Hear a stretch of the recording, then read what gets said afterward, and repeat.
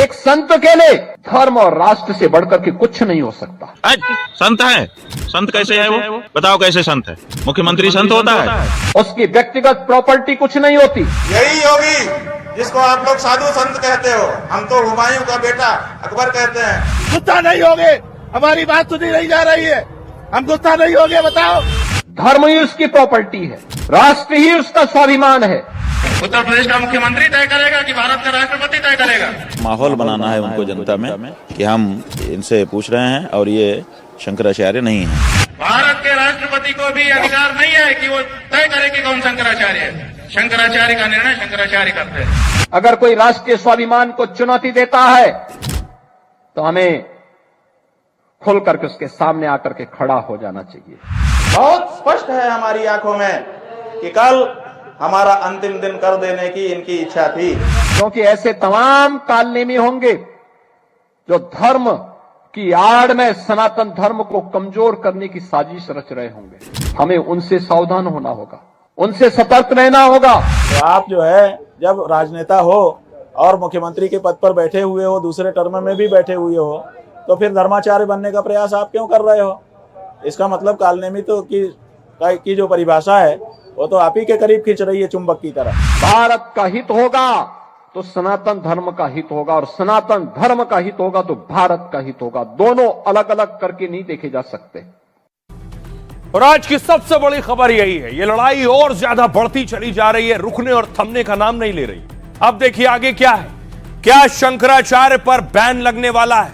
क्या शंकराचार्य प्रतिबंधित होने वाले हैं? आज माघ मेले में थे शंकराचार्य, अपनी पालकी से माघ मेले में मौजूद थे और गौ रक्षा को लेकर जो उनकी मुहिम है उसके लिए आज माघ मेला में वो निकले थे।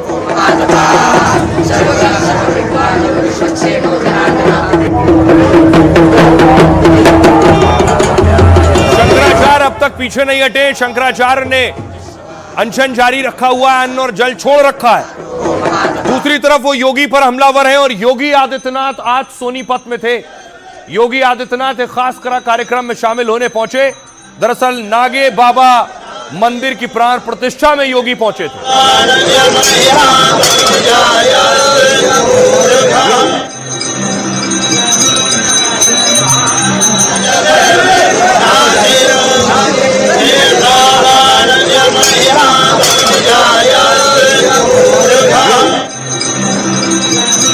दूसरी तरफ आज कोलकाता में प्रोटेस्ट हो रहा था शंकराचार्य के हक में। कांग्रेस उनके समर्थन में प्रदर्शन कर रही थी। कांग्रेस के कार्यकर्ता कोलकाता में योगी के खिलाफ नारेबाजी कर रहे हैं। शंकराचार्य के ऊपर में हमला किया हुआ है उत्तर प्रदेश का पुलिस प्रशासन, जवाब दो। हिंदू विरोधी बीजेपी को एक भी वोट देना मत। आदित्यनाथ ने कालो हाथ भेंगे जाओ गुड़िया जाओ। सरकार जवाब दो। हिंदू मेरे हिंदू प्रेम। बड़ा दिलचस्प है, कांग्रेस शंकराचार्य के लिए प्रदर्शन कर रही थी और कांग्रेस के यूपी अध्यक्ष अजय राय आज गौ सेवा कर रहे थे। कल आचार्य से मिलने प्रयागराज भी गए थे।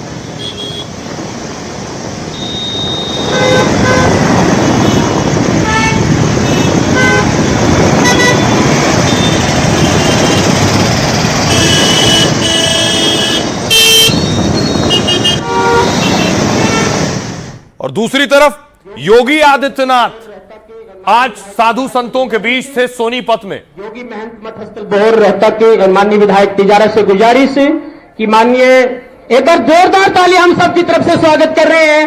महंत बालकनाथ जी श्री श्री 1008वें बाबा गोरक्षनाथ पीठाधीश्वर महाराज का पीठाधीश्वर महंत योगी श्री आदित्यनाथ जी महाराज, माननीय यशस्वी मुख्यमंत्री उत्तर प्रदेश, एक बार हाथ मिलाकर अभिनंदन करें।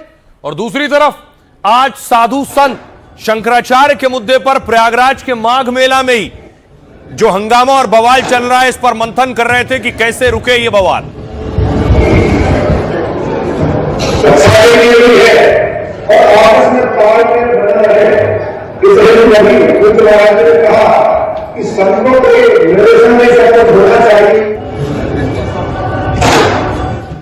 और बाबा रामदेव आज पहुंचे थे प्रयागराज। प्रयागराज में रामदेव सतुआ बाबा के साथ थे। वो सतुआ बाबा जो अपनी गाड़ियों के लिए मशहूर है। रामदेव ने आज इस बवाल पर भी बोला है।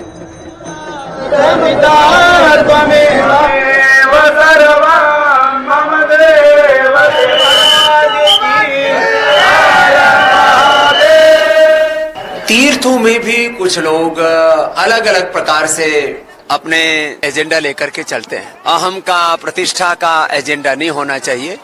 अपने योगियों को, अपने ही महात्माओं को ऐसे अभद्र भाषावली का प्रयोग करना, ये किसी भी शंकराचार्य तो बहुत दूर की बात है, किसी साधु को भी शोभा नहीं देता। अब सवाल ये है, क्या विचारधारा के आधार पर सब बट गए? एक पोस्टर लगा हुआ है, शंकराचार्य का अपमान नहीं सहेगा हिंदुस्तान।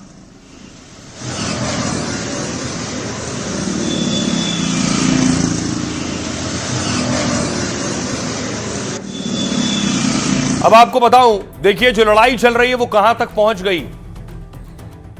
शंकराचार्य ने कहा जिस योगी को साधु संत कहते हैं वो हिंदू कहलाने के लायक नहीं। ऐसे हमले शंकराचार्य ने योगी आदित्यनाथ पर किए। उसे तो हम अकबर और औरंगजेब से भी ज्यादा खराब मानते हैं। योगी सरकार और उनका प्रशासन नोटिस खेल रहा है। नोटिस वापस लो, नहीं मानहानि का केस कर देंगे। गंगा के स्नान के लिए क्या हमें किसी से मंजूरी लेनी होगी? क्या गंगा जमुना पर उनकी रजिस्ट्री और बपौती है? अभी मेरा मौनी अमावस्या का स्नान नहीं हुआ, वसंत का स्नान कैसे करूंगा? हमारा अपमान 100 करोड़ सनातन धर्मियों का अपमान है। जब तक हमें प्रोटोकॉल और सम्मान से स्नान नहीं कराया जाएगा, हम सरकार और प्रशासन के खिलाफ प्रदर्शन करते रहेंगे। सीएम योगी जब लिखित आश्वासन और वचन देंगे तब मानेंगे। इसके बाद योगी पहली बार बोले, योगी और संत के लिए धर्म और देश से बढ़कर कुछ नहीं होता है। किसी संत सन्यासी की निजी प्रॉपर्टी कुछ नहीं हो सकती है। धर्म ही उसकी प्रॉपर्टी है और राष्ट्र ही उसका स्वाभिमान है। और अगर कोई राष्ट्र के स्वाभिमान को चुनौती देता है तो हमें खुलकर उसके सामने खड़े होना चाहिए। किसी को धार्मिक परंपरा बाधित करने का हक नहीं है। धर्म केवल वेश या शब्दों में नहीं बल्कि आचरण में दिखाई देना चाहिए। ऐसे कालनेमी हैं जो धर्म की आड़ में सनातन को कमजोर कर रहे हैं। पौराणिक मान्यताओं के मुताबिक कालनेमी एक मायावी राक्षस था। कहते हैं कि रावण के कहने पर उसने साधु का वेश रख लिया और संजीवनी बूटी लेने जा रहे हनुमान जी को छलने की कोशिश की थी। योगी कह रहे हैं कुछ संत भी कालनेमी की तरह नकली साधु रूप ले चुके हैं। योगी ने कहा बुरा कर्म करेंगे तो कोई ताकत आपको बचा नहीं सकती है। धार्मिक हो या राजनीतिक नेतृत्व ऐसे लोगों के हाथों में देना होगा जो भारत को फिर से 2000 साल पहले वाली बुलंदियों पर पहुंचा सके। इसके बाद शंकराचार्य ने कहा एक नेता जो सीएम है वो स्वास्थ्य और कानून व्यवस्था की बात नहीं करता, वो कालनेमी और धर्म अधर्म की बात करता है। कालनेमी मतलब वो जो नहीं है बनने का प्रयास करना। आप जब राजनेता हो तो धर्माचार्य क्यों हो? कालनेमी चुंबक की तरह उनकी तरफ जा रहा है। सुनिए जरा कैसे आज ये लड़ाई आमने सामने की हो गई, योगी आदित्यनाथ और शंकराचार्य को। भाइयों, एक योगी के लिए, एक सन्यासी के लिए, एक संत के लिए धर्म और राष्ट्र से बढ़कर के कुछ नहीं हो सकता। यही उसके जीवन का ध्येय होना चाहिए। उसकी व्यक्तिगत प्रॉपर्टी कुछ नहीं होती, धर्म ही उसकी प्रॉपर्टी है, राष्ट्र ही उसका स्वाभिमान है। अगर कोई राष्ट्रीय स्वाभिमान को चुनौती देता है तो हमें खुल करके उसके सामने आकर के खड़ा हो जाना चाहिए, उसकी चुनौती का मुकाबला करने के लिए खड़ा होना चाहिए। कोई धर्म के खिलाफ आचरण करता है, क्योंकि ऐसे तमाम कालनेमी होंगे जो धर्म की आड़ में सनातन धर्म को कमजोर करने की साजिश रच रहे होंगे। हमें उनसे सावधान होना होगा, उनसे सतर्क रहना होगा। बात यह है कि एक राजनेता को जो मुख्यमंत्री है वो शिक्षा की बात नहीं करता, वो स्वास्थ्य की बात नहीं करता, वो लॉ एंड ऑर्डर की बात नहीं करता, वो अपने प्रदेश की तरक्की के बारे में बात नहीं करता, वो कालनेमी और धर्म के बारे में ज्यादा बात करता है। ये कहाँ तक उचित है? मुख्यमंत्री को अपने प्रदेश की खुशहाली के बारे में प्रयास करना चाहिए और चर्चा करना चाहिए। ये लड़ाई रुकने का नाम नहीं ले रही और बढ़ती जा रही। ये आमने सामने की जो लड़ाई है योगी वर्सेस शंकराचार्य, क्या अब ये बैन तक जा रही है? दरअसल आपको दिखाऊं, बड़ा पंडाल लगा है।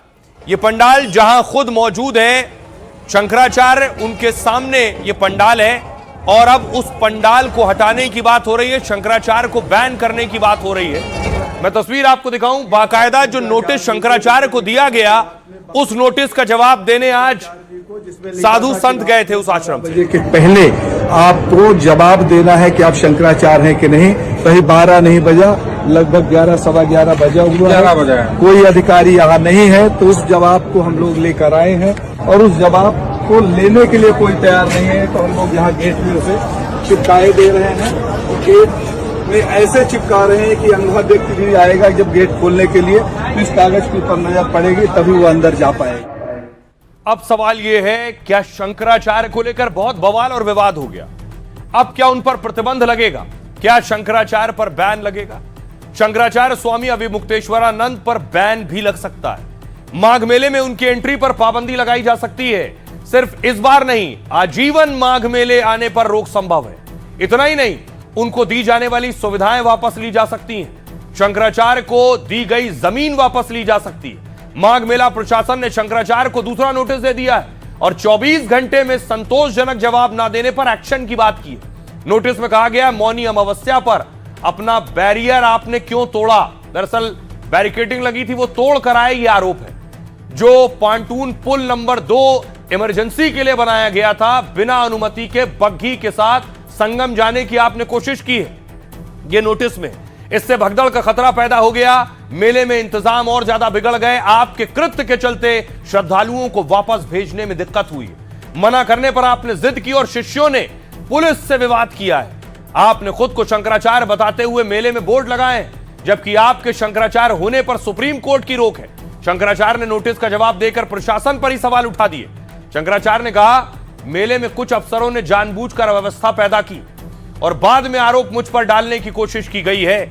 मेरे पास कोई बग्घी नहीं, पालकी से स्नान के लिए जा रहा था मैं। मेरे शंकराचार्य होने ना होने पर अधिकारी बात ना करें तो अच्छा होगा। सुनिए जरा, हमारे सहयोगी वहां पहुंचे, उनकी रिपोर्ट और लोग क्या कह रहे हैं। बीजेपी के महान महिला नेत्रियां हैं, बड़े बड़े गवर्नर के पद पे, मंत्रियों के पद पे विराजमान है। उन्होंने जगत गुरु शंकराचार्य गुरु जी का नाम लिख के स्वामी अविमुक्तेश्वरानंद को हम बधाई देते हैं। अरे यार, आपकी ही पूरी गवर्नमेंट उनको शंकराचार्य मान रही है, लेकिन आपका मुख्यमंत्री नहीं मान रहा है। हमें हंसी के अलावा और कुछ नहीं आ रहा। अगर ऐसी बात है तो पहले उन्होंने प्रोटोकॉल पिछले महाकुंभ में क्यों दिया था, बताइए ना। आज तो आप उसको उठा रहे हो, उठा दीजिए, हम तो उठने को राजी। हम कहाँ बैठे हुए हैं, वो तो इसीलिए शिविर से बाहर है। मेरा उत्तर प्रदेश सरकार और प्रशासन से एक प्रश्न मेरा ये है कि अगर ये शंकराचार्य नहीं थे तो शंकराचार्य के नाम पे जमीन और सुविधाएं क्यों दिया गया? अभी तक प्रशासन या सरकार क्यों नहीं पूछी इनसे कि आप शंकराचार्य का बोर्ड लगा के क्यों यहाँ पे इतने विगत परंपरागत काफी समय से आप चल रहे हैं? संतों का मेला है ये, जो प्रयागराज का जो भी मेला है, साधु संतों का मेला, आम जनता आती है, तीर्थ नहाने आती है, तो संतों के लिए तो इनको और प्रशासन को बढ़िया फैसिलिटी देनी चाहिए। अब दिलचस्प ये है कि शंकराचार्य पर सियासत भी दो फाड़ हो गई है विचारधारा के आधार पर, कौन किस पक्ष में। और इसलिए तस्वीर देखिए, शंकराचार्य से मिलने के लिए कांग्रेस के अध्यक्ष अजय राय पहुंचे, यूपी कांग्रेस के अध्यक्ष। दूसरी तरफ माता प्रसाद पांडे समाजवादी पार्टी के नेता पहुंचे हैं। अब देखिए, सियासतदान और धर्मगुरु आपस में बटे। क्या कह रहा अखिलेश यादव? कह रहे हैं सत्ता जब अधर्म करने लगे तो वो कलयुग है, और बीजेपी जो कर रही है वो अधर्म है। किसी भी साधु संत का अपमान होगा और कोई भी सरकार करेगी तो उसके खिलाफ खड़े होंगे। बीजेपी प्रवक्ता प्रेम शुक्ला कह रहे हैं, अब वो लोग सनातन धर्म की बात कर रहे हैं जिनके पूर्वजों ने निर्दोष कार सेवकों पर गोलियां चलवाई थी। जो लोग आज स्वामी अविमुक्तेश्वरानंद के साथ खड़े हैं, कभी उन्होंने ही उन पर सरेआम लाठियां चलवाई थी। पवन खेड़ा कह रहे हैं, ये कौन होते हैं तय करने वाले कि कौन कहां जाएगा? शंकराचार्य के साथ इन्होंने जो किया उससे संत आंसू बहा रहे हैं, और ये मंदिर मंदिर खेल रहे हैं। क्या ये तय करेंगे कि कौन किस मंदिर और कब जाएगा? इंद्रेश कुमार आरएसएस नेता कह रहे हैं, जहां देवताओं और मानवता का वास रहता हो वहां शैतान और राक्षसी ताकतें ज्यादा देर नहीं चलती, और कुछ लोगों का तो स्वभाव ही सरकार विरोधी होता है। संजय राउत कह रहे हैं, यूपी में शंकराचार्य को मारा जा रहा है, स्नान से रोका जा रहा है। ये वही शंकराचार्य हैं जिन्हें एकनाथ शिंदे ने गुरु कहा था। अब वो चुप क्यों है और सरकार क्या कर रही है? सतुआ बाबा कह रहे हैं शंकराचार्य जी, आप जानते हैं कि बचपन से मैं आपके साथ रहा हूं। आपने देश और गंगा की बात की तो आपके साथ रहा, लेकिन गोरक्षपीठ के संत का अपमान बर्दाश्त नहीं। हमारा संत समाज माला और भाला दोनों की भाषा जानता है। निश्चलानंद सरस्वती पुरी शंकराचार्य कह रहे हैं, धार्मिक छत्र का नेतृत्व सरकार अपने हाथों में रखना चाहती है। जब तक धैर्य जवाब नहीं दे रहा है तब तक यह सब चल रहा है, लेकिन यह भयंकर युद्ध को आमंत्रित करने जैसा है। अखाड़ा परिषद के अध्यक्ष रविंद्र पुरी जी कह रहे हैं, सीएम योगी पर वो जिस भाषा का इस्तेमाल कर रहे हैं, शंकराचार्य और संतों की भाषा हो ही नहीं सकती। भारी भीड़ के चलते अगर माघ मेला प्रशासन ने रोका तो इसमें पीएम मोदी और सीएम योगी का क्या दोष है? उन्होंने राम मंदिर बनवाया, मिनी कुंभ जैसा आयोजन किया है। बीएचपी नेता प्रवीण तोगड़िया कह रहे हैं, मौनी अमावस्या पर माघ मेले में जो हुआ वो ठीक नहीं था। संत शंकराचार्य और महंत योगी को मैं सुझाव नहीं दे सकता, उनसे प्रार्थना करता हूं कि वो आपस में मिलकर विवाद सुलझा लें। रामदेव कह रहे हैं, तीर्थों में कुछ लोग अपना एजेंडा लेकर चलते हैं। माघ मेला और संगम जैसी जगह अहम नहीं होनी चाहिए। अपने जैसे साधु संतों और अभद्र भाषा का इस्तेमाल शोभा नहीं देता, और जिसका अभिमान नहीं गया वो तो साधु हो ही नहीं सकता है। सुनिए जरा धर्म गुरुओं को और सियासतदानों को। तमाम सनातनी और पूरे देश के सनातनी उनके पक्ष में हैं। ये अधर्म के रास्ते पर भारतीय जनता पार्टी चल रही है। उनके स्नान के लिए रोका जा रहा है, तो इससे बड़ा अधर्म क्या हो सकता है? मैं सांस्कृतिक और धार्मिक प्रमुखों से कहूंगा कि वह इस मामले में दखल देते हुए शांति से ये सब मामला सेटल हो जाए, इसके लिए प्रयत्न करें। आपने उनके चरण धोकर तीर्थ प्राशन किया है वर्षा मंदिर, आपने उनको राज्य अतिथि का दर्जा दिया है। तुम्हारे गुरु के ऊपर हमला हो रहा है, ये हिंदुत्व के ऊपर हमला है, लेकिन आप बात नहीं करते, आप निषेध नहीं करते। लेकिन हम शिवसेना उद्धव बाला साहब ठाकरे ये घटना की कड़ी निंदा कर रहे हैं। भारतीय जनता पार्टी सनातन की ध्वजवाहक है। अब सनातन पर वो बात कर रहे हैं जिनके अब्बा हुजूर ने जो है निर्दोष कारसेवकों पर गोलियां चलवाई थी, और जो आज जिन स्वामी और मुक्तेश्वरानंद के समर्थन में खड़े हैं उनको जिन्होंने लाठियों से पिटवाया था। गलती इनकी है तथाकथित शंकराचार्य की। कोई भी व्यक्ति पर्व में पालकी पर स्नान करने तट तक नहीं जाता, ना हम लोग कभी गए। इन्होंने गलती की है। थोड़ा पूछ सके सरकार से, तानाशाही सरकार है, इसके खिलाफ जो सवाल पूछेगा तो मुकदमे तो दर्ज होंगे। तीर्थों में भी कुछ लोग अलग अलग प्रकार से अपने एजेंडा लेकर के चलते हैं। मुझे लगता है कम से कम तीर्थों में किसी भी प्रकार का कोई व्यक्तिगत किसी का अहम का प्रतिष्ठा का एजेंडा नहीं होना चाहिए। ये कौन होते हैं? शंकराचार्य के साथ क्या किया इन्होंने? साधु संत आंसू बहा रहे हैं, यहाँ मंदिर मंदिर खेल रहे हैं, ये मजाक बना रखा है इन्होंने। ये तय करेंगे कौन किस मंदिर जाएगा, कब जाएगा। आपका पहले मैं सम्मान करता था, लेकिन आपके इस वक्तव्य के बाद मैं कतई ये नहीं मानने को तैयार कि आप शंकराचार्य बनने के लायक भी हैं।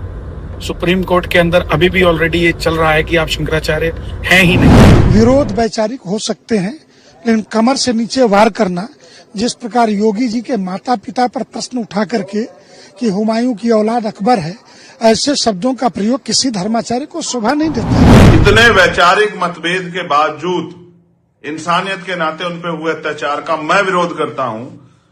जब ये उनके नहीं हुए तो आपके क्या होंगे, आपको सोचना पड़ेगा।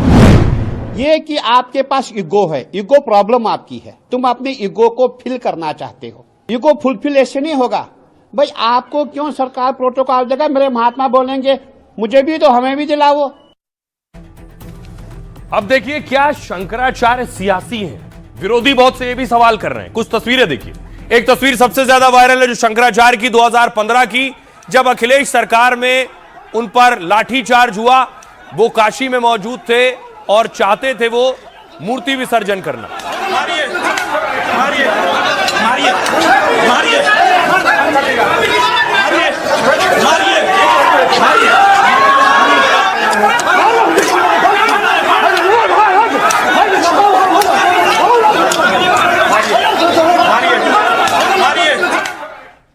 और उसके बाद एक तस्वीर आई जिसमें खुद अखिलेश यादव शंकराचार्य से मिलने पहुंचे थे।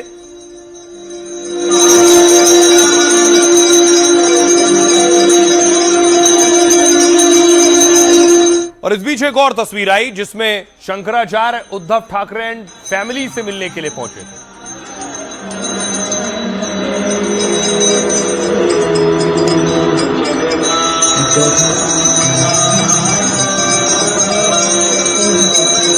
अब विरोधी शंकराचार्य पर सियासी होने का आरोप लगाते हैं। कुछ उनके बयान हैं जो मैं आपको बताऊं। शंकराचार्य क्या मोदी योगी से नाराज है? मोदी योगी के कई फैसलों का विरोध किया और कड़ा बयान दिया उन्होंने। काशी विश्वनाथ कॉरिडोर बनाने का खुलकर विरोध किया। कहा विकास के नाम पर मोदी योगी ने मंदिर तोड़ रहे हैं। अयोध्या में राम मंदिर प्राण प्रतिष्ठा का निमंत्रण ठुकरा दिया था। कहा आधे अधूरे मंदिर का उद्घाटन करना धर्म के खिलाफ है। प्रयागराज में महाकुंभ की भगदड़ पर योगी सरकार को घेरा। कहा महाकुंभ में सीएम योगी ने हमारे साथ धोखा किया है। उन्होंने भगदड़ में मौत को पहले अफवाह क्यों बताया। राहुल गांधी के लिए देखिए, पवन खेड़ा परसों भावुक हो गए। कांग्रेस आज प्रदर्शन कर रही थी। मई 2025 में कहा राहुल हिंदू धर्म के खिलाफ काम कर रहे हैं। जनता के सामने साफ हो चुका है कि शायद वो हिंदू नहीं है, इसलिए आज से इन्हें हिंदू नहीं माना जाना चाहिए। हिंदू मंदिरों में उनके प्रवेश और सनातनी गतिविधि पर रोक लगे। ओवैसी के साथ गठबंधन को तैयार थे। 2025 में बिहार के चुनाव में शंकराचार्य ने कई रैलियां की। कहा हम बिहार चुनाव में ओवैसी के साथ भी जाने को तैयार हैं। अगर वो गौमाता की रक्षा के लिए तैयार हो तो हम उनके साथ हैं। उद्धव ठाकरे से मिलने उनके घर मातोश्री गए थे। फिर उद्धव के समर्थन और शिंदे के विरोध में बयान दिया। कहा विश्वासघात यानी धोखा को हम सबसे बड़ा पाप मानते हैं। उद्धव के साथ भी धोखा हुआ है, इसलिए हमें दुख है। जब तक वो दोबारा सीएम नहीं बन जाते हमारा दुख दूर नहीं होगा।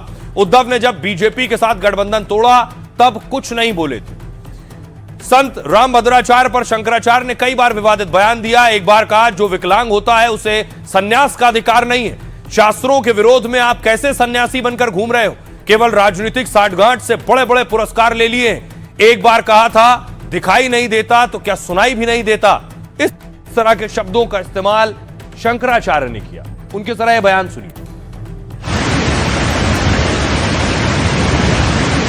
20 साल का समय कम से कम लगेगा, तब सिंधु नदी का जल रोक पाएगा भारत अपने यहाँ। और आप कह दे रहे हैं हम सिंधु नदी का जल रोक देंगे। खबरदार जो किसी ने इन सरकारों को हिंदू कहा, हम जबड़ा तोड़ देंगे उसका। सत्ता में है और गाय काटी जा रही है और पैकेट में बंद करके उसके मांस की बोटी बेची जा रही है और हम अपने आप को हिंदू कहें। राहुल गांधी को उनके संसद में दिए गए मनुस्मृति विरोधी वक्तव्य के कारण हिंदू धर्म से बहिष्कृत घोषित किया जाता है। हमारे घर में कोई घटना होती है तो हम सबसे पहले किसको पकड़ेंगे? सबसे पहले तो चौकीदार को पकड़ेंगे ना। तुम कहाँ थे, किस लिए तुमको रखा? लेकिन यहाँ नहीं ऐसा हो रहा। कोई लड़ा ही नहीं उनसे, किसी ने उनको रोकने की कोशिश ही कहीं नहीं की। वो आए, घटना की, आराम से चले गए। वक्फ का मतलब है देवोत्तर, भगवान को, खुदा को समर्पित। खुदा तो सीधे आके जमीन पे रहता नहीं है। खुद ही कहते हैं कि काबा के ऊपर 7वें आसमान पे रहता है। मुसलमान एक तरफ सौगाते मोदी ले रहे हैं, तो जब सौगाते मोदी हाथ फैला करके आप ले रहे हो, सेवैयां बना के खा रहे हो, तो ये भी तो सौगाते मोदी ही है। लॉ एंड ऑर्डर की दृष्टि में हिंदू मुस्लिम नहीं होता है। लॉ एंड ऑर्डर की दृष्टि में दंगाई और निर्दोष होता है। तो ऐसी परिस्थिति में कांवड़िए जो धार्मिक भावना है उनके अंदर, वो कैसे उनके अंदर आएगी? तो हम समझते हैं कि इस तरह का कानून बनाने से तो विद्वेष फैलेगा। हमारा अपना सोचना है। बहुत से हिंदू इसमें कह सकते हैं कि देखो ये फिर ऐसी बात कर रहे हैं अविमुक्तेश्वरानंद, लेकिन जो सच है वही तो हम कह सकते हैं कि मुख्यमंत्री जो घटना घट गई थी उसके बारे में छुपा क्यों रहे थे। अगर मृत्यु हुई थी तो फिर इन्होंने क्यों ये आभास कराया कि अफवाह है, कुछ भी मृत्यु नहीं हुई है। सदा सदा के लिए पीड़ा देगा और वो ड्यूटी मुख्यमंत्री आदित्यनाथ। इनके साथ विश्वासघात हुआ है और इसी बात की पीड़ा बहुत सारे लोगों के मन में है।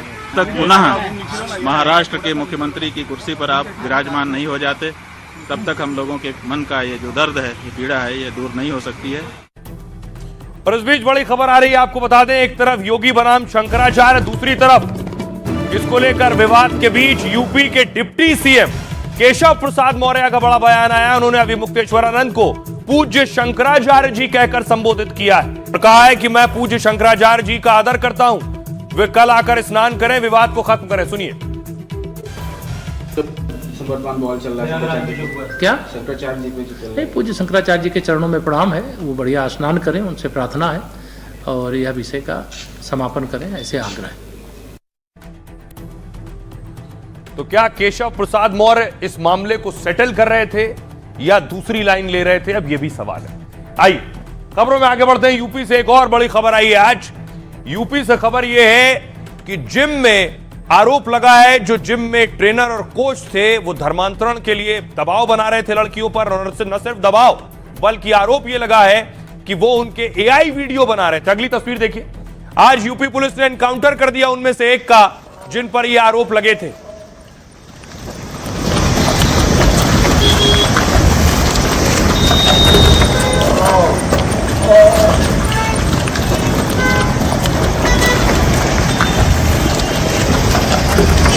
धर्मांतरण के आरोपी जिसका एनकाउंटर हुआ, इसके अलावा इनके दूसरे साथियों को यूपी पुलिस ने, योगी की पुलिस ने गिरफ्तार किया है। लगभग 5 लोग हैं जिन पर यह इल्जाम है।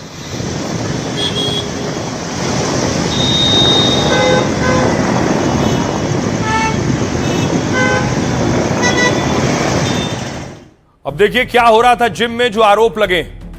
यूपी के मिर्जापुर में जिम वाले धर्मांतरण रैकेट का खुलासा हुआ है। जिम में ट्रेनिंग की आड़ में 50 लड़कियों के अश्लील वीडियो बनाए गए। इन वीडियो को लीक करने की धमकी देकर धर्मांतरण का दबाव बनाया गया। आरोप है कि जिम के मालिक और ट्रेनर हिंदू लड़कियों को फंसाते थे।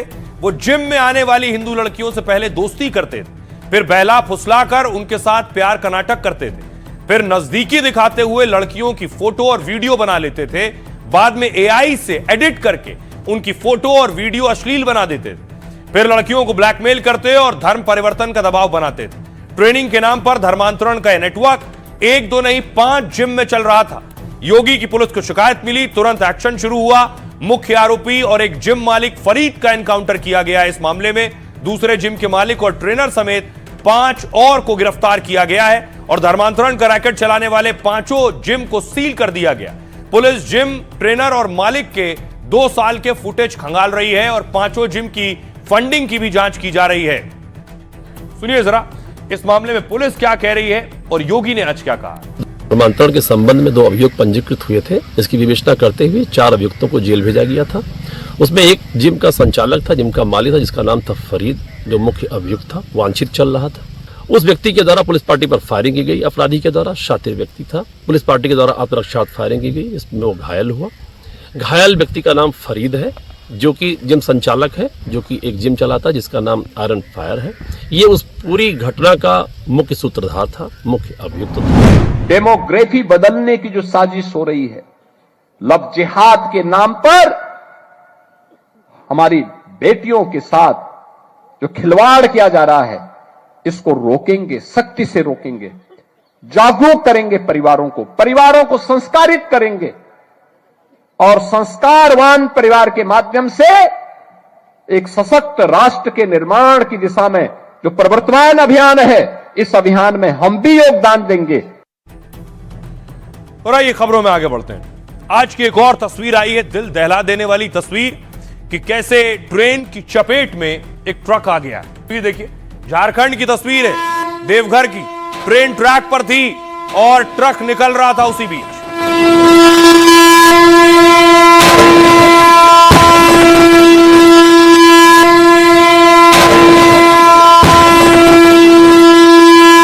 ये कि आखिर क्या हुआ उस दौरान, फाटक कैसे खुला हुआ था।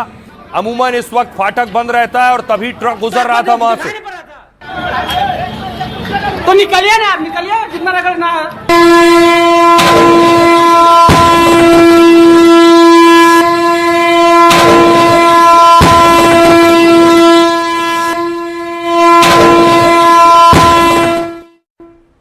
आइए खबरों में आगे बढ़ते हैं। आज की एक और बड़ी खबर है, बांग्लादेश के लिए बहुत बड़ा झटका है।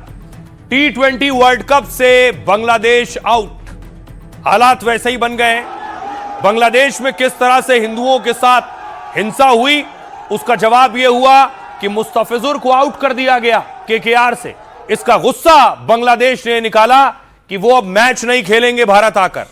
T20 वर्ल्ड कप भारत में नहीं खेलेंगे उन्होंने कहा, और यह उन्हें बहुत भारी पड़ने वाला है कि T20 वर्ल्ड कप से ही वो एग्जिट होने वाले हैं। अब अगर वो नहीं भी आएंगे तो मुझे लगता है वर्ल्ड कप में कुछ खास फर्क पड़ेगा नहीं, क्योंकि स्कॉटलैंड है, वो भी ठीक ठाक टीम है। बांग्लादेश भी कोई फेवरेट नहीं जीतने के लिए।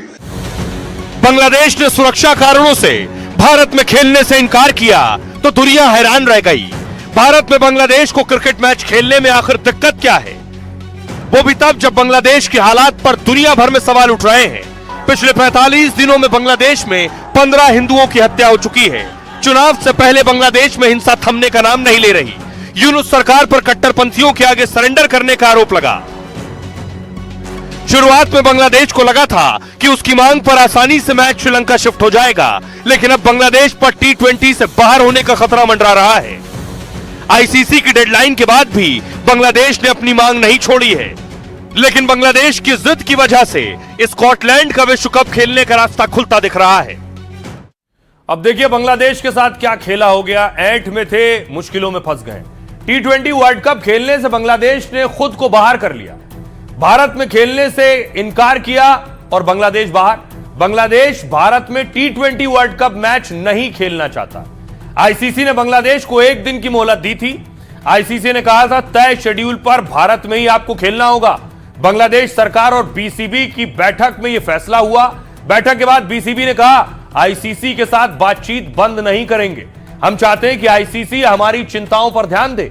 दरअसल बांग्लादेश में हिंदुओं की हत्या के बाद बीसीसीआई ने एक्शन लिया था। बीसीसीआई ने मुस्तफिजुर रहमान को आईपीएल में खेलने की अनुमति नहीं दी। केकेआर ने बीसीसीआई के कहने पर मुस्तफिजुर को बाहर कर दिया। बौखलाई बांग्लादेश प्रसारण ने बांग्लादेश सरकार ने आईपीएल के प्रसारण पर रोक लगा दी और इसके बाद बीसीबी ने मैच को श्रीलंका शिफ्ट करने की मांग की। बांग्लादेश ने भारत में खिलाड़ियों की सुरक्षा का हवाला दे दिया कि हमारे खिलाड़ी यहां सुरक्षित नहीं है। आईसीसी ने जगह बदलने की उनकी मांग खारिज कर दी। बांग्लादेश के बाहर होने पर स्कॉटलैंड को अब मौका मिलेगा। रैंकिंग के आधार पर उसे विश्व कप खेलने का मौका मिल सकता है। बांग्लादेश को उम्मीद थी कि पाकिस्तान उसके समर्थन में बहिष्कार करेगा।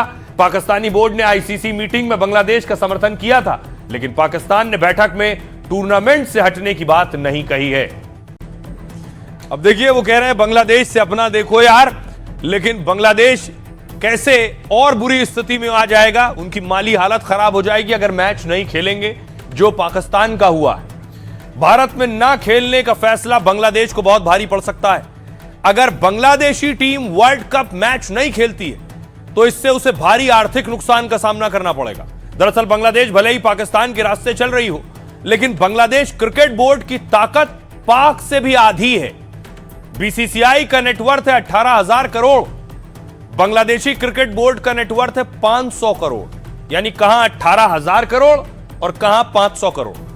बीसीसीआई की भागीदारी 38% यानी 2,000 करोड़ है और बांग्लादेश क्रिकेट बोर्ड की भागीदारी सिर्फ 225 करोड़। कहां 2,000 करोड़ भागीदारी, कहां 225 करोड़। पाकिस्तान क्रिकेट बोर्ड की भागीदारी 25 करोड़ ज्यादा यानी 250 करोड़ है। विश्व कप में ना खेलने से बांग्लादेश को कोई और ज्यादा नुकसान होगा।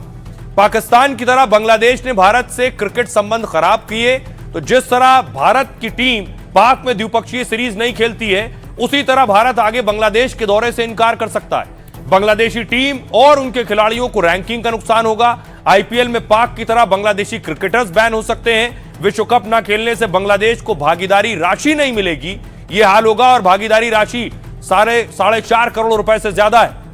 खिलाड़ियों को मैच फीस, पुरस्कार राशि भी नहीं मिलेगी। सुनिए जरा अब इस पर सियासतदान क्या कहते हैं। इसमें क्या होता है, दोनों देशों की तो रिश्ते दिन पे दिन खराब होते जा रहे हैं, ये तो हम देख ही रहे हैं। और आज की जो यूनुस की सरकार, वो ये सरकार हमारे देश के खिलाफ पाकिस्तान और चाइना दोनों की मदद से मान लीजिए एक जंग छेड़ दिए हैं कि किसी हालत में हिंदुस्तान को कमजोर किया जाए। खेल कूद में राजनीति तो हम लोग लाना नहीं चाहते, लेकिन माहौल जिस तरह से बिगड़ गया, ऐसा देश का साथ संपर्क रखना चाहिए कि नहीं चाहिए, इस पर सोचना चाहिए। और आइए खबरों में आगे बढ़ते हैं। अब आपको लिए चलता हूं महाराष्ट्र में दिलचस्प सियासी उठापटक हो रहा है। उद्धव के दुश्मन से मिल गए राज और बवाल हो गया। हुआ कुछ ऐसा, कल मैंने आपको बताया था कि बीजेपी को किनारे करने के लिए, अपना मेयर बनाने के लिए शिंदे ने राज ठाकरे से हाथ मिला लिया। ये तब तक तो ठीक था, लेकिन शिंदे राज ठाकरे से हाथ मिलाएं तो उद्धव को अच्छा नहीं लगेगा और वही हुआ। अगली तस्वीर देखिए।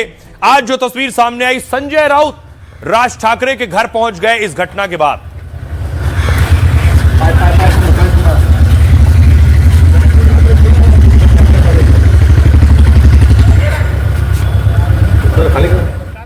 और देखिए संजय राउत पहुंचे क्यों, ये बवाल हुआ क्यों है, उद्धव को ये बात अच्छी नहीं लगी। दरअसल सीधी सरल भाषा में मैं आपको बताऊं कि कल्याण डोंबिवली में बनना है मेयर। 122 कुल पार्षद हैं, 62 बहुमत से आएंगे, लेकिन तस्वीर कुछ और है। बीजेपी के 50 हैं और शिवसेना शिंदे और राज ठाकरे मिल गए आपस में तो 58 हो गए। चाहिए कितने? 62 चाहिए, 58 इधर से हो गए, बाकी इधर से जुगाड़ कर लेंगे। तो यहां पर दोनों गठबंधन आमने सामने आ गए। शिंदे और बीजेपी गुट अपना मेयर चाहते हैं, तो राज ठाकरे की एमएनएस शिंदे गुट के समर्थन में है। तो राज ठाकरे की एमएनएस जब समर्थन कर रही है तो उद्धव ठाकरे नाराज हैं। एकनाथ शिंदे के बेटे ने राज से गठबंधन की पुष्टि कर दी। इसके बाद शिंदे गुट की ताकत 58 हो गई। बहुमत के लिए अब उसे 4 और पार्षदों की जरूरत है। शिंदे गुट यहां कांग्रेस शरद पवार के पार्षदों के संपर्क में भी है, साथ ही उद्धव के पार्षदों को भी साथ लाने की तैयारी है। सूत्रों के मुताबिक उद्धव के 4 पार्षद शिंदे का समर्थन कर सकते हैं। शिंदे और राज ठाकरे की पार्टी के गठबंधन से उद्धव ठाकरे नाराज हैं। इस गठबंधन के बाद संजय राउत ने राज ठाकरे से मुलाकात की। संजय के मुताबिक राज ठाकरे को भी भरोसे में नहीं लिया गया है। स्थानीय नेताओं ने खुद ही समर्थन देने का फैसला कर लिया है। वैसे यहां बीजेपी शिंदे गुट को मिलाकर 103 का आंकड़ा होता है, लेकिन शिंदे यहां अपना मेयर बनाने की कोशिश में जुटे हैं। महाराज बीजेपी प्रदेश अध्यक्ष रविंद्र चौहान का एक गढ़ है, ऐसे में शिंदे के इस खेला से बीजेपी भी नाराज है। चौहान ने कहा यहां महायुति का ही मेयर बनेगा। दिलचस्प यह है कि राज ठाकरे का कहना यह है कि उन्हें भी नहीं पता और उनके पार्षदों ने खेला कर दिया। क्या सियासत में मुमकिन है? सुनिए सियासतदानों। देखो, मन से विकास के लिए हमारे साथ आइए। हम लोगों ने कल ही हमारे नेता श्रीकांत शिंदे जी ने बयान दे दिया, हमारी युति है, शिवसेना भाजपा युति करके सत्ते में आएंगे। मन से हमारे साथ आइए। कल्याण में आपका महापौर बनेगा, कल्याण में युति का महापौर बनेगा। सिद्ध होता है कि श्रीमान उद्धव ठाकरे और श्रीमान राज ठाकरे की जो एकता थी, गठबंधन था, वो सिर्फ चुनाव भी था और गठबंधन खत्म हुआ। आदरणीय देवेंद्र फडणवीस जी पहले ही कह रहे थे कि चुनाव में जैसे ही हारेंगे वैसे गठबंधन टूट जाएगा, और गठबंधन टूट गया। ये सिद्ध कर रहा है कि ठाकरे परिवार की असली वारिस जो है, बाला साहब ठाकरे का जो विरासत है, उसके असली वारिस वो एकनाथ शिंदे हैं, न कि उद्धव ठाकरे। आइए अब बारी है कि बीएमसी में क्या होने जा रहा है। बीएमसी में आखिर कौन बनेगा मेयर? आज बहुत बड़ा दिन था, क्योंकि यह तय होना था कि मेयर किस वर्ग से होगा। बीएमसी की लड़ाई सबसे दिलचस्प थी, पूरे देश की नजरें थी। तो देखिए लॉटरी निकलती है, मेयर बनाने के लिए लॉटरी सिस्टम होता है। ये तस्वीर आप देख रहे हैं, बाकायदा लॉटरी सिस्टम शुरू हुआ, लॉटरी निकाली गई।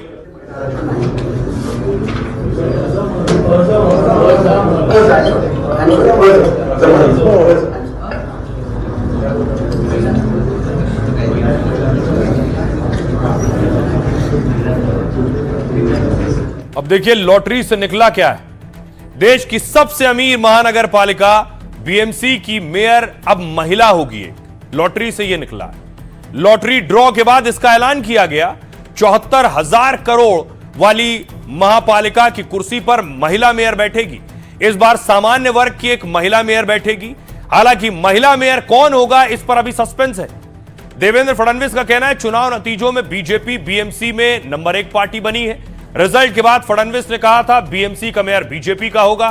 फडणवीस रिजल्ट के बाद स्विट्जरलैंड के दौरे पर हैं और उनके मुंबई लौटने के बाद नाम पर फाइनल मोहर लगेगी।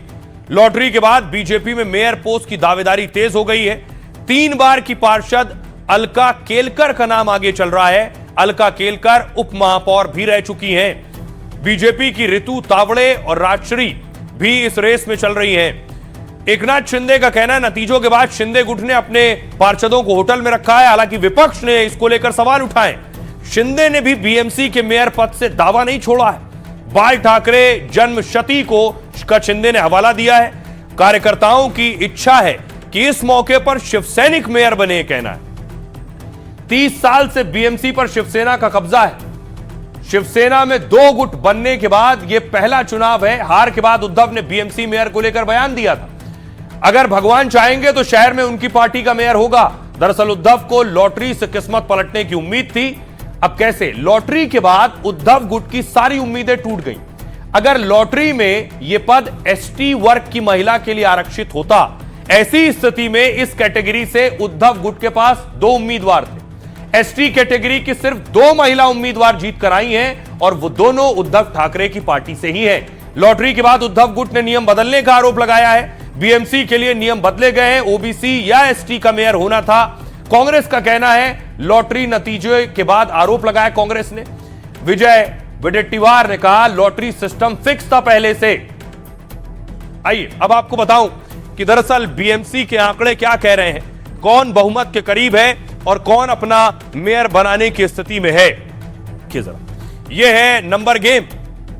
बीएमसी में 227 सीटें हैं, 114 चाहिए बहुमत के लिए और सिर्फ अकेले शिंदे और बीजेपी की सीटें मिला देंगे 89 और 29, ये 118 हो जाती हैं। बहुमत के लिए 114 चाहिए, किसी और के पास कोई विकल्प नहीं है। दूसरी तरफ यूबीटी की 65, मनसे की 6, Congress 24, MIM 8, NCP Sharad Pawar 3, SP 2, 1 NCP. कोई भी स्थिति खराब तब हो सकती है जब मेयर को लेकर बात अड़ जाए कि किसकी पार्टी का होगा। सुनिए जरा, देवेंद्र फडणवीस डावोस में है, उनसे editor in chief Rahul Kanwal ने बात की कि अब बीएमसी में और महाराष्ट्र के ज्यादातर जो निकाय इलेक्शंस थे उनमें जीत हुई। आपको लगता है कि जो प्रॉमिस था आपका ट्रिपल इंजन का उसका मिलेगा और जो रिजल्ट्स आए वो आपकी उम्मीद से कैसे रहे? क्योंकि जिस तरह का असेंबली इलेक्शन में एकदम वाइप आउट था, इस बार आप जीते हो लेकिन मेजोरिटी से कुछ वार्ड्स आप ज्यादा, ऐसे एकदम जो एक तरफ से आंधी आई और खत्म कर दिया, वैसा वाला हिसाब नहीं रहा।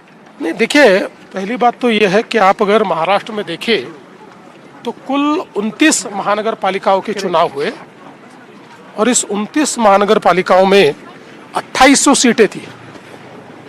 2800 में से 1400 सीटें तो अकेले बीजेपी को मिली है, हमारे साथियों को अलग। तो एक प्रकार से हमने इसको पूरी तरीके से स्वीप किया है। जहाँ तक मुंबई का सवाल है तो लोग तो कहते थे कि चाहे कुछ हो जाए 2 भाई साथ में आ गए, मुंबई में तो कुछ हो ही नहीं सकता। लेकिन हमने मुंबई को जीता और बीजेपी का तो मुंबई में स्ट्राइक रेट आप देखिए, हमारा स्ट्राइक रेट 70% है। 135 सीटें लड़कर 89 सीटें लाना इज अनप्रेसिडेंटेड इन मुंबई। इतनी सीटें तो जब शिवसेना साथ में थी तब भी उद्धव जी को नहीं मिली, तीनों चुनाव में नहीं मिली। तो एक प्रकार से वो सारे रिकॉर्ड हमने तोड़े हैं। अब देखिए सर, खबरों में आगे बढ़ते हैं। सियासत के बाद आज की एक और बड़ी खबर। कल बहुत बड़ा दिन है, कल शुक्रवार है। मध्य प्रदेश में क्या हो रहा है देखिए सर। भोजशाला में कल पूजा और नमाज दोनों होनी है। ऐसी कौन सी जगह है जहां पूजा और नमाज दोनों होगी और उसके लिए तैयारियां देखिए। यह तैयारी है, बसंत पंचमी से पहले सुरक्षा बढ़ा दी गई है मध्य प्रदेश के धार में, क्योंकि पूजा और नमाज दोनों होनी है वहां।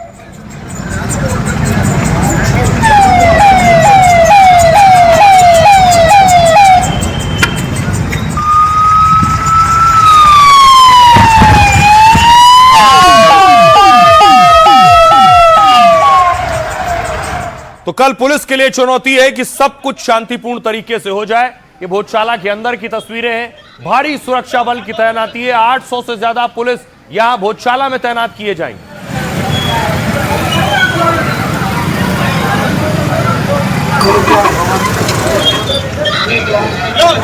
अब देखिए जरा होना क्या है। धार की तस्वीर में आपको दिखाऊं। भोजशाला में नमाज होती है। इस इलाके को देखिए, इस एरिया को, यहां पर होती है नमाज और जिस जगह नमाज होती है यहीं पर पूजा होगी। अब तक मंगलवार को यहां नमाज नहीं होती, उस दिन पूजा होती है और बाकी दिन नमाज होती है। कल है शुक्रवार, शुक्रवार को बसंत पंचमी है और शुक्रवार को नमाज भी होती है, इसलिए दोनों एक साथ यहां पहली बार होने जा रहा है। और इसी जगह पर देखिए इस तरह से पूजा भी होगी। यह मंगलवार को जब वहां सिर्फ पूजा होती है उस दिन की तस्वीर।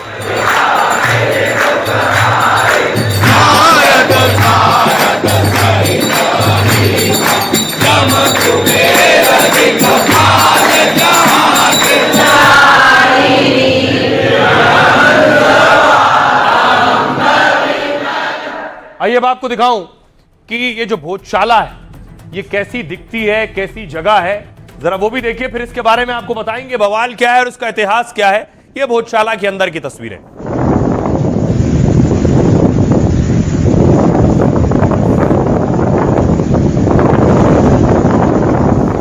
देखिए जरा, ये मामला आज पहुंच गया सुप्रीम कोर्ट कि आखिर शुक्रवार को बसंत पंचमी भी है, जुमे की नमाज है, तो क्या होगा। तो देखिए क्या हुआ। भोजशाला में बसंत पंचमी पर मां सरस्वती की पूजा की जाती है, साथ ही आज शुक्रवार को जुमे की नमाज भी अदा की जाएगी। कल बसंत पंचमी का त्योहार है, साथ ही शुक्रवार भी है। हिंदू पक्ष बसंत पंचमी पर पूरे दिन पूजा करना चाहता है। 20 जनवरी को हिंदू पक्ष ने सुप्रीम कोर्ट में याचिका दायर की। आज हिंदू पक्ष की याचिका पर सुप्रीम कोर्ट ने फैसला सुनाया। सुप्रीम कोर्ट ने पूजा और नमाज के लिए वक्त तय कर दिया। दोपहर 12 बजे तक भोजशाला में बसंत पंचमी की पूजा होगी। दोपहर 1 बजे से लेकर 3 बजे तक परिसर में नमाज पढ़ी जाएगी और शाम 4 बजे से भोजशाला में फिर से बसंत पंचमी की पूजा होगी। बसंत पंचमी की पूजा और नमाज दोनों के लिए अलग अलग जगह होगी। कोर्ट के फैसले के बाद भोजशाला में सुरक्षा के कड़े इंतजाम किए गए। 8000 पुलिसकर्मी तैनात हैं। ड्रोन से भी नजर रखी जा रही है। 300 मीटर के दायरे में नो फ्लाई जोन घोषित कर दिया गया है। भोजशाला परिसर में आने वालों को विशेष पास दिए जा रहे हैं। अब देखिए भोजशाला है क्या। भोजशाला का निर्माण परामर राजा भोज ने 1034 में कराया था। 1035 में वसंत पंचमी के दिन मां सरस्वती की प्राण प्रतिष्ठा हुई। राजा भोज विद्वान थे और यहां मां सरस्वती की आराधना करते थे। यह नालंदा तक्षशिला की तरह आवासीय संस्कृत विश्वविद्यालय था। तो 1305 में अलाउद्दीन खिलजी ने धार में इस्लामी राज्य की स्थापना की। भोजशाला समेत कई धार्मिक स्थलों को ध्वस्त कर दिया गया। 1514 में महमूद खिलजी द्वितीय ने इसे मस्जिद बनाने की कोशिश की। खिलजी ने ही कमाल मौलाना की याद में यह मकबरा बनवा दिया। बाद में भोजशाला पर विवाद होते रहे और व्यवस्थाएं बदलती रहीं। इस बीच में पाबंदियों के साथ बसंत पंचमी और हर मंगलवार को पूजा जारी रही। साथ ही भोजशाला परिसर में हर शुक्रवार को नमाज भी अदा की जाती रही। लेकिन जब जब बसंत पंचमी शुक्रवार को आई तो पूजा और नमाज का विवाद हुआ है। अब पुलिस चौकन्नी है। पुलिस के लिए चुनौती है। पुलिस ने बाकायदा मॉनिटरिंग रूम बना रखा है जहां से पुलिस चप्पे चप्पे की मॉनिटरिंग कर रही है।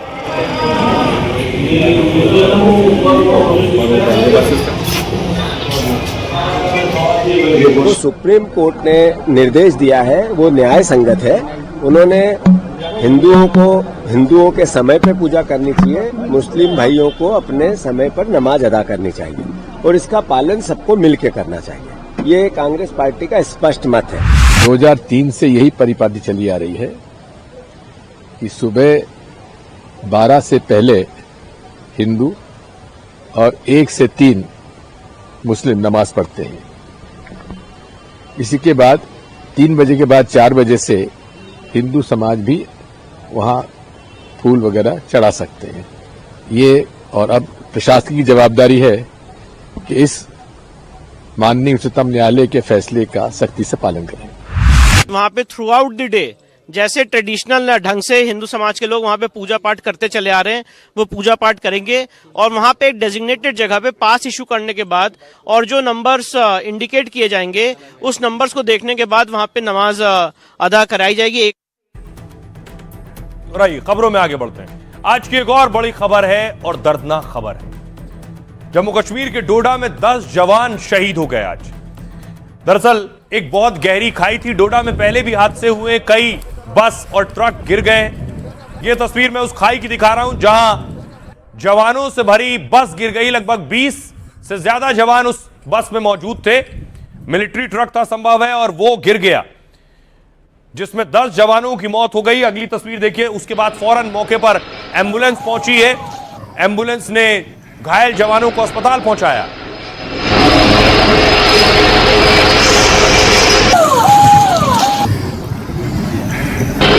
फिर कुछ जवान जो गंभीर रूप से घायल हुए थे, उनमें कुछ ऐसे भी थे जिनकी मौत हुई। 10 जवानों की मौत हुई बताया जा रहा है, लेकिन कुछ जो क्रिटिकल थे उन्हें फौरन हेलीकॉप्टर के जरिए एयरलिफ्ट किया गया है और एयरलिफ्ट करके उधमपुर पहुंचाया गया।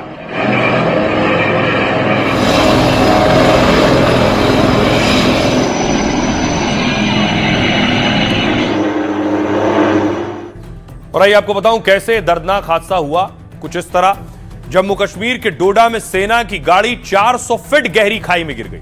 हादसे में 10 जवानों की मौत हुई है, 11 जवान घायल हैं। घायल जवानों को एयरलिफ्ट किया गया, उधमपुर अस्पताल भेजा गया है। सेना के मुताबिक बुलेट प्रूफ गाड़ी में कुल 21 जवान सवार थे।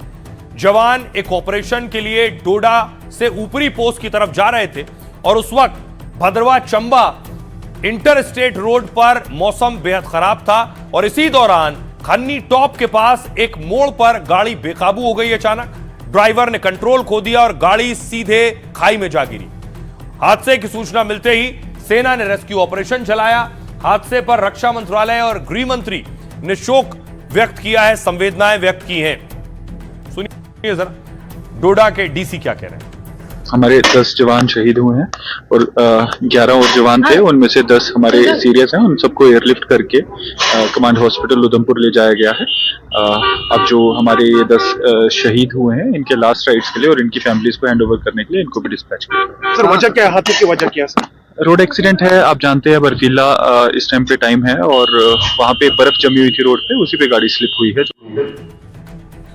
और आइए खबरों में आगे बढ़ते हैं। अब उनके लिए खबर जो सोना और चांदी खरीदने की सोच रहे हैं या उसकी खरीदारी का शौक रखते हैं। खबर की सोने चांदी के दाम का ट्रंप कनेक्शन सामने आया है। क्या कनेक्शन है मैं आपको बताऊं। पहले जरा देखिए कि सोना चांदी तेजी से आगे बढ़ रहा था और कैसे आज धड़ाम हो गया। तस्वीर में आपको दिखाऊं, ये चांदी की चाल आप देख रहे हैं। 1 जनवरी को 2,25,000, 5 जनवरी को 2,37,000 हो गया, 12 को भी 2,37,000 था, 16 जनवरी को 2,81,000 हो गया प्रति किलो, 20 जनवरी को 3,09,000 हो गया लगभग और 22 जनवरी को 3,03,000 यानी 22 को कम हुआ है। अब तक चढ़ रहे थे दाम। अब अगली तस्वीर देखिए, ये आप देख रहे हैं सोने की चाल के बाद चांदी की चाल।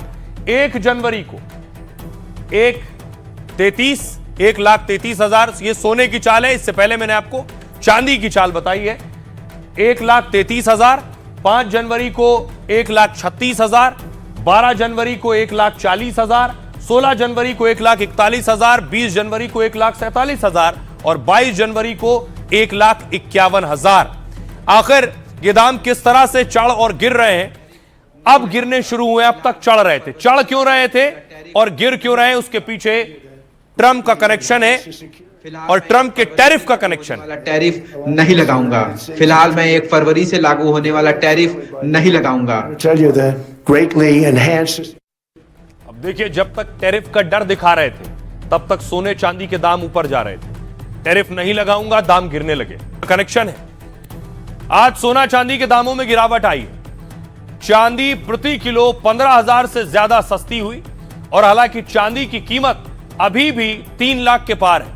कल चांदी 3,19,000 रुपए पर बंद हुई थी।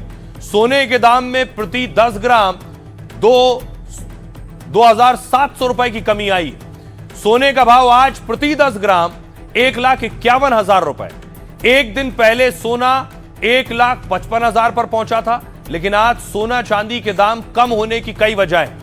शेयर बाजार में तेजी आई तो सोना चांदी की डिमांड घट गई है। बड़ी तेजी के बाद हुई मुनाफा वसूली से भी सोना चांदी सस्ता हुआ। जियोपॉलिटिकल तनाव कम हुआ तो कीमतों में गिरावट आई है। सोना चांदी को सुरक्षित निवेश के तौर पर जाना जाता है। जब भी ग्लोबल टेंशन बढ़ती है, शेयर बाजार में भगदड़ मचती है। इस हालात में लोग सोने चांदी में निवेश करना पसंद करते हैं। मतलब सोना चांदी में निवेश तनाव और धमकियों से जुड़ी हुई है। ट्रंप का टैरिफ वॉर भी दुनिया की टेंशन बढ़ाने वाला साबित हुआ। ट्रंप के दोबारा सत्ता में आने से लेकर और राजनीतिक हलचल जो हुई उसका असर हुआ, जिसकी वजह से शेयर बाजार में अनिश्चितता का दौर शुरू हुआ है। फिर शेयर बाजार की जगह सोने चांदी में निवेश बढ़ने लगा, जिसके चलते सोना चांदी की कीमतें लगातार बढ़ती रही। हाल में यूरोपीय देशों को दी गई टैरिफ की धमकी भूचाल लाई है। सोने चांदी की कीमतों में बढ़ोतरी की रफ्तार तेज हो गई, लेकिन जैसे ही तनाव कम हुआ कीमतों में गिरावट दर्ज की गई है। सुनिए जरा एक्सपर्ट क्या कह रहे हैं। लंबी अवधि के निवेशक जो है जरूर थोड़ा बहुत ETFs या गोल्ड ETF या सिल्वर ETF या गोल्ड सिल्वर ETFs आते हैं या उसके फंड ऑफ फंड्स होते हैं, उसमें सिस्टमेटिक इन्वेस्टमेंट प्लान के माध्यम से निवेश कर सकते हैं। बट ऐसा त्वरित फायदे के हिसाब से अगर कोई निवेश करता है तो मेरा मानना है कि बहुत रिस्की जोन में है। रिटर्न चेज करने के लिए कि चांदी बाहर तेज हो गई या सोना तेज हो गया तो हमें निवेश करना चाहिए, उस टेम्पटेशन के कारण निवेश कर रहे हैं, तो फिर मेरे ख्याल से आपको हो सकता है कि भविष्य में आपको तकलीफ हो सकती है। और आइए खबरों में आगे बढ़ते हैं। अब आपको लिए चलता हूं कि आखिर डावोस में क्या हो रहा है। स्विट्जरलैंड में ट्रंप ग्रीनलैंड लेकर ही मानेंगे, ऐसा इशारा कर रहे हैं। देखिए जरा, ये ग्रीनलैंड की तस्वीर है। ट्रंप ने स्विट्जरलैंड डावोस में भी ये इशारों में कह दिया वो चाहते क्या है। ये तस्वीर आज देख रहे हैं। आज वहां क्या हुआ, आज गाजा को लेकर शांति समझौता हुआ है। गाजा बोर्ड ऑफ पीस, 22 देशों ने इस पर हस्ताक्षर किए।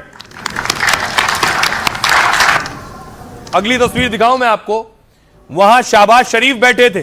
शाहबाज से ट्रंप ने पूछा मुनीर कहां है, तो शाहबाज ने इशारा करके बताया।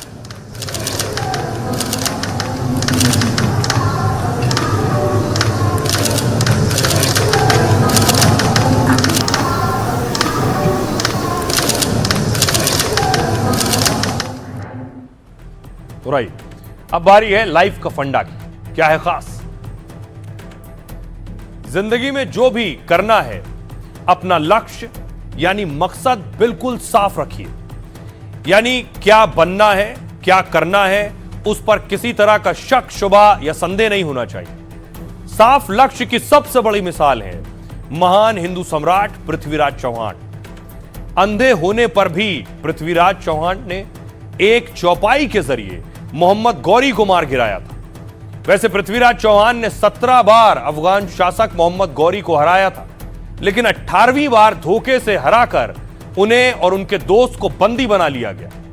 तो पृथ्वीराज ने तय कर लिया कि जब भी मौका मिलेगा वो गौरी को खत्म कर देंगे। मोहम्मद गौरी को पृथ्वीराज की बहादुरी का अंदाजा था, इसलिए जेल में उनकी आंखें फोड़वा दी थी। फिर मारने से पहले पूछा आपकी आखिरी इच्छा क्या है, तो शब्द भेदी बाण में माहिर पृथ्वीराज चौहान ने कहा वो खुले में अपनी तीर चलाने की कला दिखाना चाहते हैं। मोहम्मद गौरी भी उनकी तीरंदाजी कला देखने के लिए मौजूद था। तभी पृथ्वीराज के दोस्त ने एक चौपाई पढ़ी। उस दौरान चौपाई थी 4 बांस 24 गज, अंगुल अष्ट प्रमाण, ता ऊपर सुल्तान है मत चूको चौहान। इस चौपाई से ही पृथ्वीराज ने टारगेट का अंदाजा लगा लिया और तीर से ऐसा सटीक वार किया जो गौरी के सिर पर लगा और उसकी मौत हो गई। पृथ्वीराज की इस कहानी में लाइफ का बड़ा फंडा छिपा है। लक्ष्य यानी टारगेट जितना साफ होगा, आपके उसे हासिल करने की संभावना उतनी ही ज्यादा होगी। मतलब पसीना बहाने और कोशिश करने से भी ज्यादा जरूरी है पहले टारगेट सेट करना। तो जहां से जो अच्छा हासिल हो उसे अपनाएं, अपनी जिंदगी में उतारें। अपना और अपनों का बहुत बहुत ख्याल रखिए। रुक रहे एक छोटे से ब्रेक।